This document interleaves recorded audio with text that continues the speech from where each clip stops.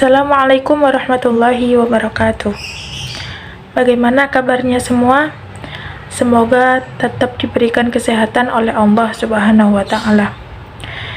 Sebelumnya, perkenalkan terlebih dahulu, kami dari kelompok 2 yang beranggotakan saya sendiri, yaitu Rahimatul Fitrah, dengan NIM 199721409, dan yang kedua ada Mbak Isti Hariwahyuni dengan NIM 199721401, dan yang ketiga ada Mbak Maulidatur Rahma Putri dengan NIM 19972140113. Kami dari kelompok 2 akan membahas mengenai materi hukum Islam dan pembagiannya.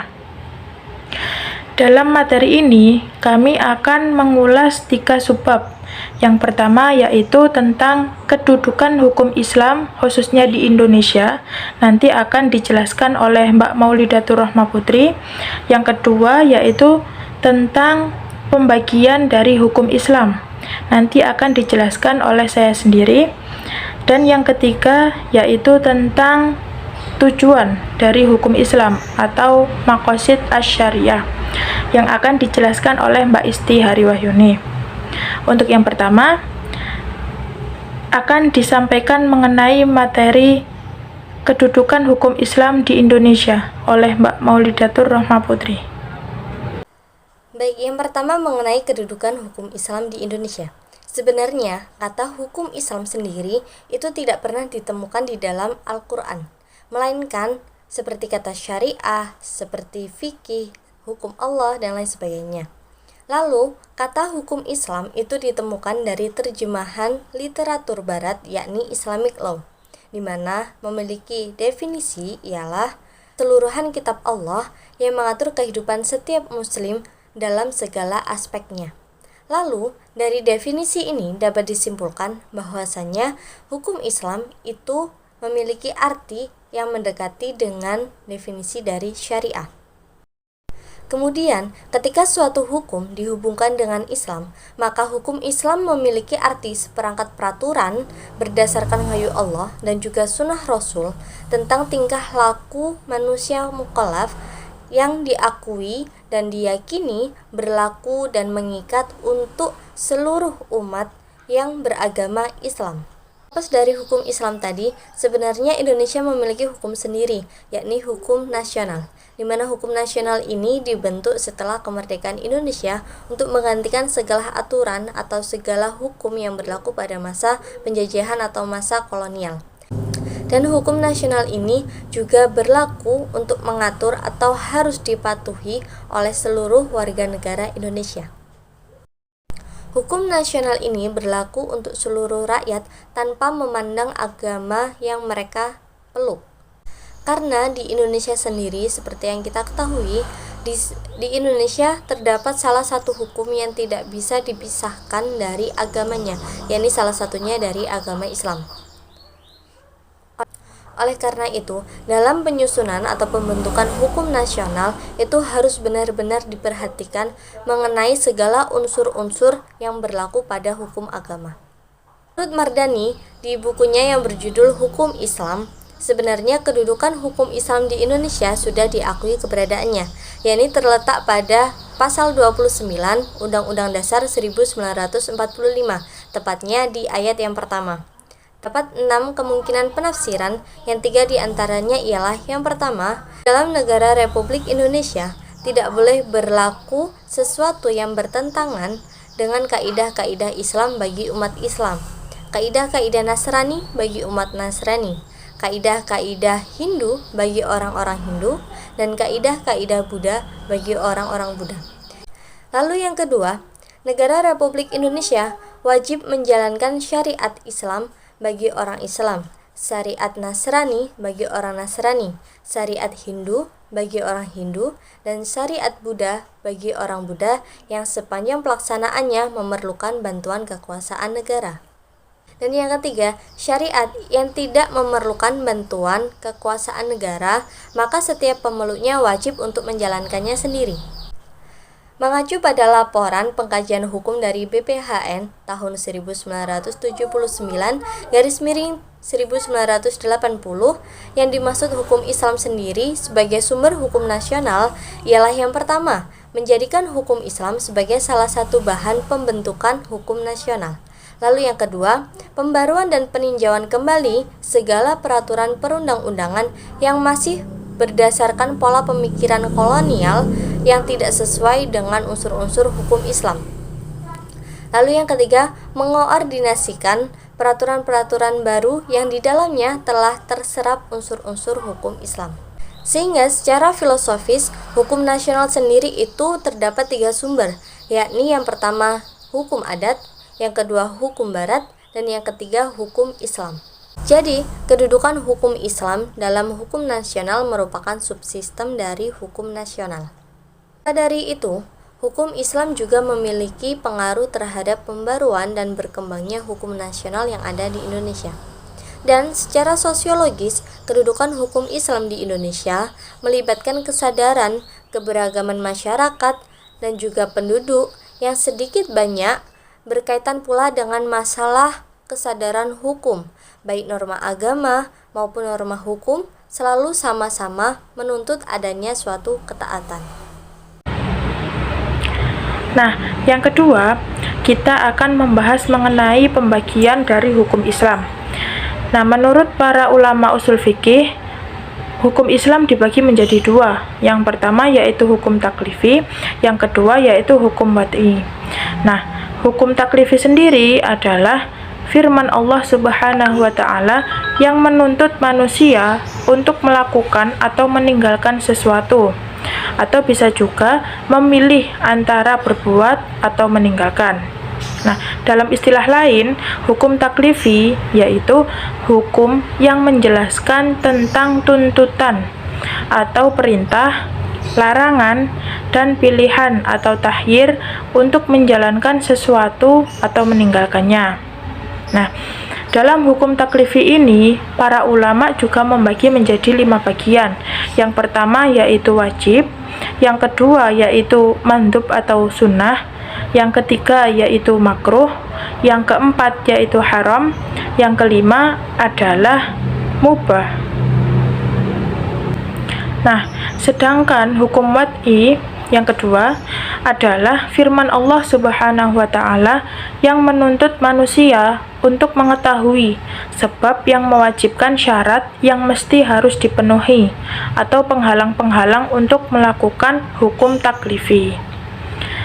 Jadi, ada 2 bagian dari hukum Islam. Yang pertama tadi taklifi, yang kedua yaitu wad'i. Pembahasan selanjutnya yakni tujuan hukum Islam atau al-maqasid asy-syariah. Maqasid merupakan jamak dari kata maksud, yaitu masdar mimi dari kata qasada yang sudhu qasdan maqsudan. Nah, menurut Ibnu Al-Mansur, kata ini secara bahasa dapat berarti istiqomah at-thoriq atau keteguhan pada satu jalan, dan juga iktimad atau sesuatu yang menjadi tumpuan. Sedangkan kata syariah secara bahasa berarti maurid al-ma'allati tashra'u fihi al-dawab, artinya tempat air mengalir di mana hewan-hewan minum di sana. Nah, di sini berarti bahwa sesungguhnya air merupakan kehidupan manusia, binatang, dan juga tumbuh-tumbuhan.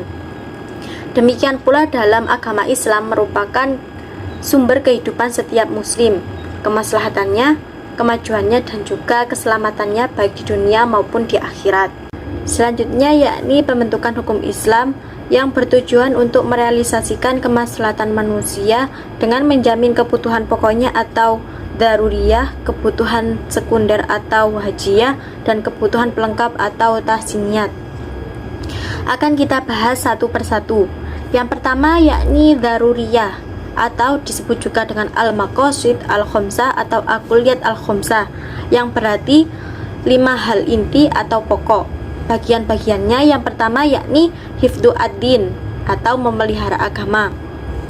Nah, dalam syariat Islam selalu mengembangkan sikap tasamu atau toleransi terhadap pemeluk agama lain sepanjang tidak mengganggu satu sama lain. Yang kedua yakni hifdzu an-nafs atau memelihara jiwa.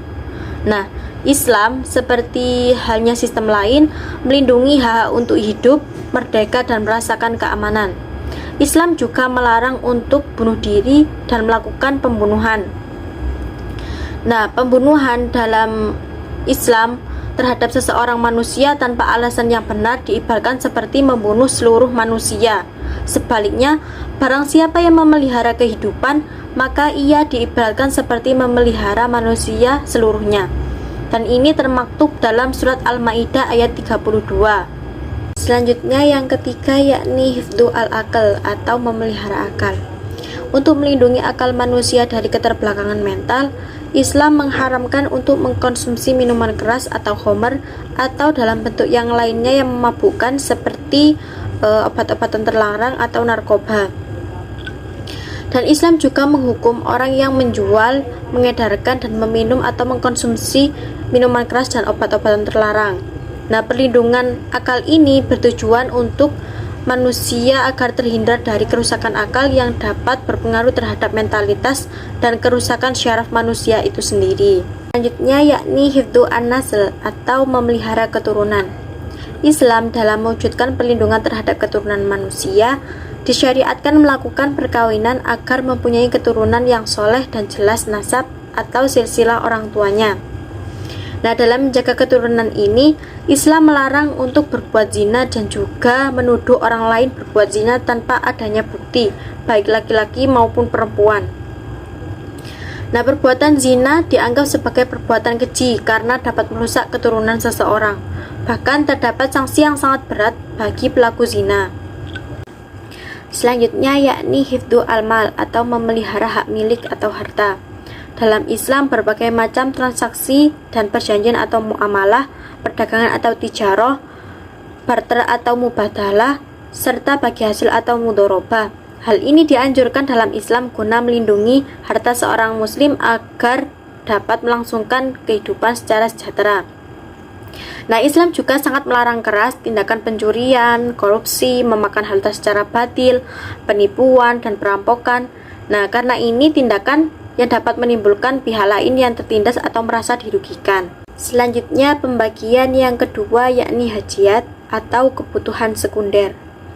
Nah, dalam hajat ini di bidang ibadah, Islam telah memberikan hukum rukhsah atau keringanan, kemudahan dan kelapangan apabila terdapat kesulitan dalam menjalankan hukum Allah. Misalnya, bila seseorang sakit di bulan Ramadan, maka diperbolehkan berbuka puasa dengan catatan kewajiban harus mengganti di hari lain. Kemudian pembagian yang ketiga yakni tahsiniyat atau kebutuhan tersier. Perilaku yang menunjukkan tahsiniyat adalah bersikap ramah terhadap semua makhluk Allah di muka bumi. Nah, tidak mengherankan jika ada orang yang masuk surga hanya karena memberi minum anjing yang kehausan. Kemudian ada juga wanita yang masuk neraka karena tidak memberi makan seekor kucing. Terdapat juga larangan untuk buang air kecil di bawah pohon. Nah, tadi adalah tujuan hukum Islam atau al-maqasid asy-syariah. Ada 3 yakni kebutuhan pokok atau dzaruriyah, kebutuhan sekunder atau hajat, dan juga kebutuhan tersier atau tahsiniyat. Baiklah, itu tadi penjelasan mengenai materi hukum Islam dan pembagiannya. Nah, dapat disimpulkan bahwa yang pertama, kedudukan hukum Islam di Indonesia bisa dilihat dalam Undang-Undang Dasar 1945 Pasal 29 ayat 1. Selain itu, dapat juga dilihat di BPHN tahun 1979-1980. Lalu untuk kesimpulan yang kedua yaitu pembagian hukum Islam ada 2. Yang pertama adalah hukum taklifi, yang kedua adalah hukum wad'i. Untuk hukum taklifi, para ulama membagi lagi menjadi 5 bagian. Yang pertama yaitu wajib, yang kedua yaitu mandub atau sunnah, yang ketiga yaitu makruh, yang keempat haram, dan yang kelima adalah mubah. Sedangkan untuk tujuan hukum Islam atau yang biasa disebut dengan maqasid al-syariah, yaitu yang pertama ada daruriyah atau kebutuhan pokok, yang kedua ada hajiyah atau kebutuhan sekunder, yang ketiga ada tahsiniyah atau kebutuhan pelengkap. Nah, untuk kebutuhan pokok atau laruriyah tadi terdapat 5. Yang pertama, untuk memelihara agama, memelihara jiwa, memelihara akal, memelihara keturunan, dan juga memelihara hak milik atau harta. Nah, demikian penjelasan dari kelompok kami mengenai materi hukum Islam dan pembagiannya. Dan untuk sumber-sumber yang kami jadikan sebagai referensi dalam pembuatan makalah ini bisa teman-teman lihat di layar handphone atau layar laptop teman-teman semua.